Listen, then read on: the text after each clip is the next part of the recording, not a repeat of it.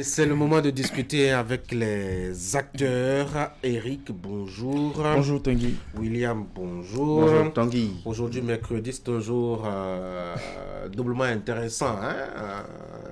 Premièrement, parce que traditionnellement, on a le Conseil des ministres et en tant que journaliste, ça intéresse toujours ce que le gouvernement peut dire à propos donc, de la vie du pays, les décisions qui seront prises à ce propos.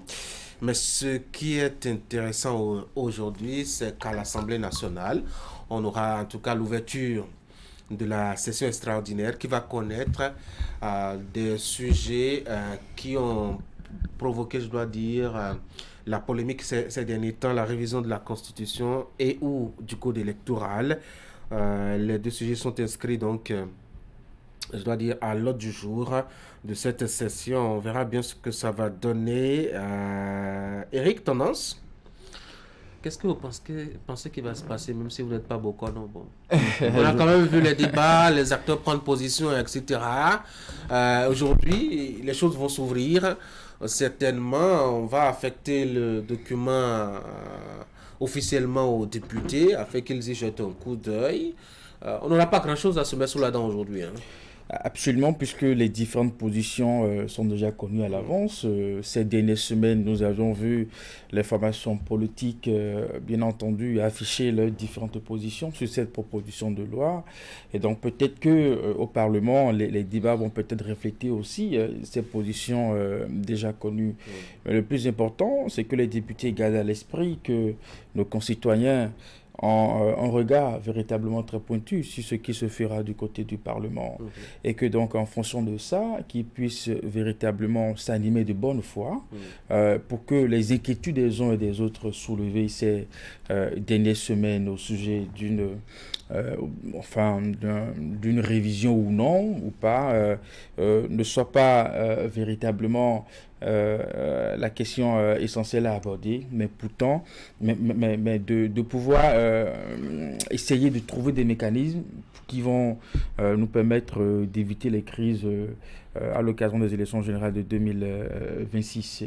Et je crois savoir que la première tâche pour nous, en fonction de la décision du 4 janvier de la Cour, est donc justement de pouvoir essayer de rétablir les questions de l'égalité, n'est-ce pas, du pouvoir de parrainage à l'égard de tous les maires. Je pense que c'est la tâche première et que la Cour a recommandé aux députés.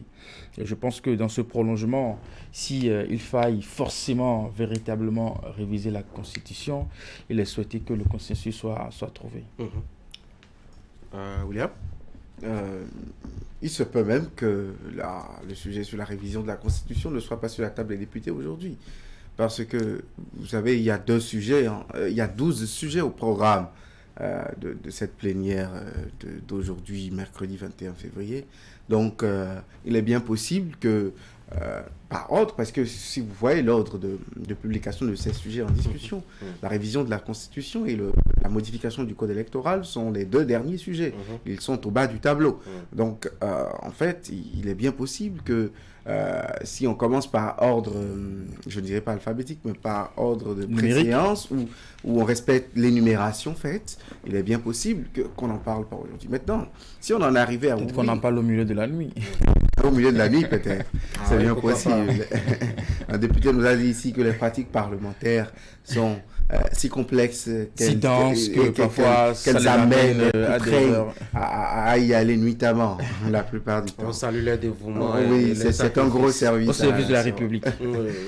Et bien maintenant, si on ouvre le dossier, vous savez, il y a une grosse certitude qui se construit aujourd'hui dans la tête des observateurs de la vie politique que nous sommes, avertis ou non, c'est que la très très grande confiance de la mouvance présidentielle sur le projet de révision de la Constitution de Hassan Seyfou porté par la mouvance présidentielle, cette grande force-là, ce gros espoir n'a plus forcément n'est plus forcément totale, ou elle n'est plus tout aussi ancrée et assise comme au départ.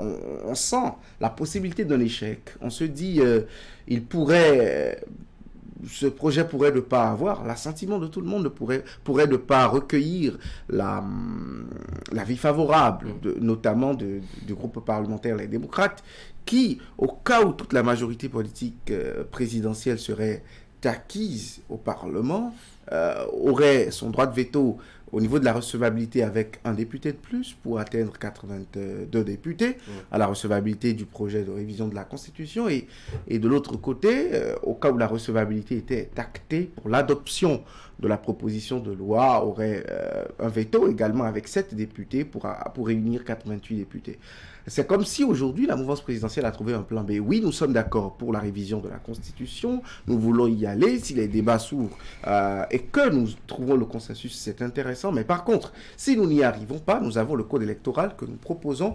Et là, nous n'avons pas de blocus au niveau de l'opposition. Là, nous avons la majorité qualifiée qui est la majorité simple. Elle est la majorité pour adopter une loi ordinaire. Et le code électoral étant une loi ordinaire, au cas où la révision constitutionnelle échouerait au niveau du code électoral, parce qu'ils ont arithmétiquement l'effectif qu'il faut pour faire adopter une modification du code électoral, ils se rabattraient sur le code électoral. Les chances de ce projet de révision, pour moi, sont tout aussi maigres que... il y a aussi des chances, hein, il y a aussi des possibilités. Oui, on ne va pas être catégorique. On ne va pas être catégorique, on ne va pas s'en tenir au discours parce que justement... des démocrates en meeting, en week-end. Non, le Parlement, c'est là où les intrigues se font et se défont, notamment en politique. Moi, je l'appelle, comme Joe Biden, la citadelle de la démocratie. C'est là-bas qu'on voit même la démocratie en marche, la machine démocratique en ébullition. Mais ce serait surprenant qu'en fin de journée, cette proposition de loi soit adoptée ou qu'elle passe même le cap de la recevabilité. Je pense que les débats nous enverront beaucoup plus sur Mais dans tous les cas, même si la révision de la Constitution ne passait pas, je crois qu'il y a une proposition d'amendement au code électoral qui pratiquement exactement ce qu'on veut mettre dans la Constitution. Donc, réviser la Constitution autrement, Eric. Oui, mais en même temps, il y a quelques petites nuances. Par exemple, quand vous prenez la proposition de loi de Hassan Seydou, dont il est question de modifier les dates constitutionnelles, donc des scrutins et d'habiliter les maires de 2020 et les députés de 2023 à parrainer.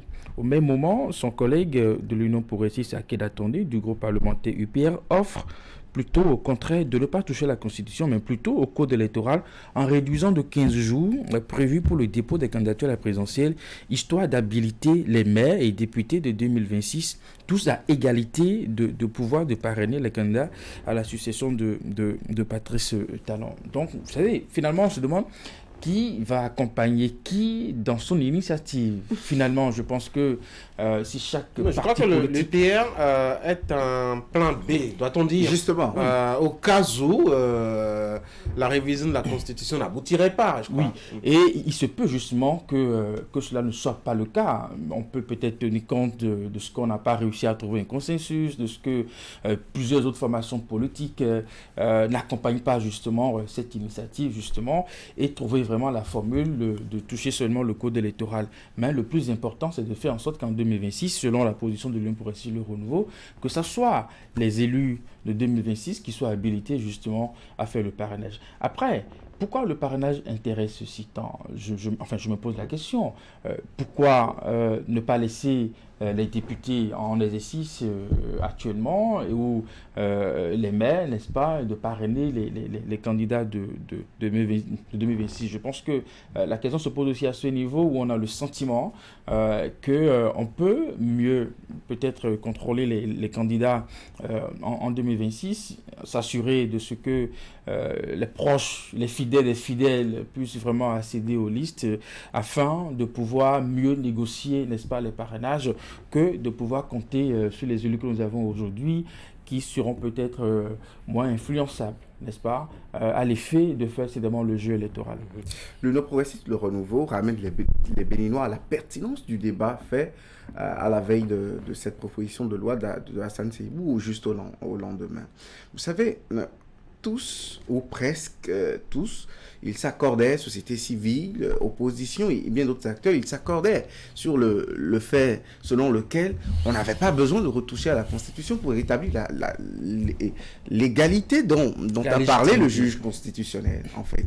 Si il fallait permettre aux élus de 2026 tous de parrainer, c'est-à-dire députés et maires, ou s'il fallait conserver la légitimité aux députés actuels et aux maires en poste actuellement pour parrainer, il fallait juste retoucher au code électoral. Mais mordicus, ils ont défendu que non, il faut faire une refonte totale, il faut régler le problème à la source.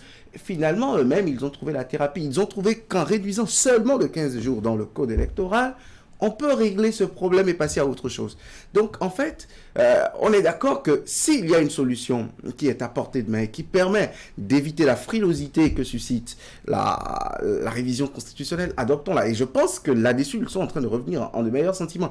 Je ne vais pas dire accommoder, mais ils s'adaptent à ce contexte politique qui dit nous sommes à 2 ans de la fin de mandat présidentiel, trouver les solutions moins risquées, contrairement à une révision constitutionnelle. Maintenant, s'il y a une déduction politique toute faite qui se dégage, c'est que la mouvance présidentielle aujourd'hui trouve la solution que Patrice Talon a voulu, c'est-à-dire que ce soit les élus de 2026 qui parrainent. Patrice Talon l'a dit dans sa conférence de presse, les acteurs politiques eux-mêmes, les députés eux-mêmes, étaient pour le fait de parrainer.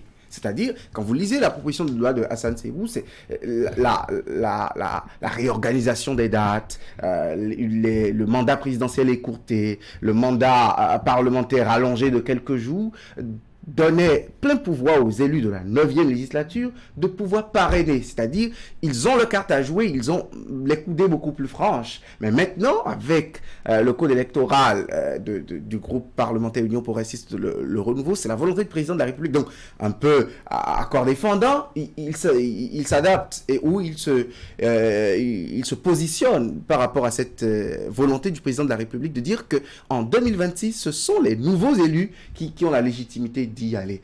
Ça fausse une autre carte que nous avons analysée en 2022 et à la veille des législatives de 2023. C'est que si les démocrates ne sont pas présents pour la 9e législature, c'est qu'ils ne seront pas candidats à la présidentielle de 2026, un peu comme leur absence aux législatives de 2019 a conditionné leur absence à la présidentielle de 2021. Donc aujourd'hui, les démocrates ont peut-être tout fait. C'était le Graal arraché en 2023 pour être présents au Parlement, mais finalement, ça ne servirait pas forcément à grand-chose si le code électoral était revu en l'état et que ce sont les élus de 2026. Ils ont alors un autre chemin de croix à faire pour pouvoir se faire élire en 2026. Ils vous diront qu'ils ne craignent rien, qu'ils ont 28 députés en poste, que si toute franchise politique est faite et qu'ils retournent à leur base, ils ont l'électorat possible pour pouvoir se faire les députés qu'il faut ou les maires qu'il faut au communal de 2026 pour pouvoir parrainer si cette proposition de loi était adoptée. Mais attention, 2026 est encore loin. Attention, être présent à l'hémicycle avec 28 députés, ce n'est pas la même chose que espérer lever des sièges au Parlement et dans les communes pour une élection future. Ils peuvent avoir plus comme ils peuvent avoir moins. Comme ils peuvent avoir rien du tout. Comme ils peuvent ne rien avoir. Comme en 2019, comme on a sorti certificat, ça pose cette lecture que nous avons tous faite à la veille de 2023. Donc, ce sont des cas complètement rebattus et attendons de voir. Est-ce que ce n'est pas un moyen de pression que de sortir maintenant la solution à quai pour dire écoutez, si vous n'adhérez pas à la révision puisque vous continuez à résister, eh bien plus facilement c'est plus facile pour nous de réviser le code électoral puisque nous avons la majorité qualifiée pour cela et donc on pourrait vous exclure carrément, je dois dire, des élections ils l'ont dit. Est-ce que cette version justement n'est pas une façon, Eric, de mettre davantage la pression sur les démocrates pour qu'ils votent la révision? C'est bien possible, mais en même temps il y a des arguments justement qui peuvent justement les amener à une telle proposition. Parce que, en l'état actuel des tests, c'est exclusivement les députés élus en 2023 qui délivéreront le parrainage en 2026. Par contre, certains parmi eux auront néanmoins perdu justement leur poste et donc leur légitimité le 11 janvier 2026 à l'occasion des élections couplées des députés et des maires, mais ils détiendraient toujours leur légalité, leur mandat, justement. Et donc, c'est cette problématique. Comment on règle ça? Non, vous savez, même là-dessus, moi je trouve que c'est un débat qu'on a voulu faire, qu'on a voulu vraiment faire. Oui, donc comment on règle ça? Et donc c'est tellement que dans l'idée de pouvoir mettre tout le monde au même niveau de pouvoir, de légitimité, de légalité, devant Dieu et les peuples, devant le roi du parrainage, je pense que l'idée est toute trouvée. N'est-ce pas, de faire une proposition, enfin de faire une correction pour mettre tout le monde dans sa case. Et ainsi, bon, le chemin est tout tracé, sauf que les plus perdants, c'est les élus que nous avons aujourd'hui qui sont à la fois maires, mais aussi députés à l'Assemblée nationale. Vous savez, ce débat, on peut aller un peu plus en fond et trouver des questions de pertinence. Pourquoi Akhenaton, dans sa proposition de loi, n'avait pas pensé à un décalage calendaire dans le code électoral, de sorte à permettre aux députés en poste et aux maires en poste, c'est-à-dire s'arranger pour que le délai d'installation des maires puisse ne pas arriver avant le dépôt de candidature, de sorte à ce que et maires en poste et députés de la 9e législature puissent parrainer. C'est ce que la Cour constitutionnelle proposait. Implicitement, parce que tous, on ne s'accorde pas sur l'orientation que donne le juge constitutionnel. Beaucoup pensent que le juge a ouvert une brèche qu'on peut interpréter de plusieurs manières. Maintenant, pourquoi on ne le fait pas de la sorte? Moi, je l'ai suivi sur les antennes de l'audiovisuel du Parlement. Il dit que c'est pour que le député soit moins corruptible. Ah oui? Oui, il dit que c'est parce que un député en fin de mandat qui a toujours la légitimité et la légalité de parrainer, mais qui aurait déjà perdu une élection et ne reviendrait pas, pourrait tout faire, pourrait aller dans tous les sens et pourrait être influencé. Il est suffisamment influençable quand il sait qu'il ne revient pas au Parlement, donc il pourrait faire de son parrainage ce qu'il veut, il pourrait en faire une sanction et ainsi de suite. L'autre côté, ou l'inverse de la situation est possible. Qu'on maîtrise toute la classe politique parce que tant qu'on n'est pas allé aux élections de 2026, on ne sait pas qui parraine pour la présidentielle on ne veut pas en faire un fond de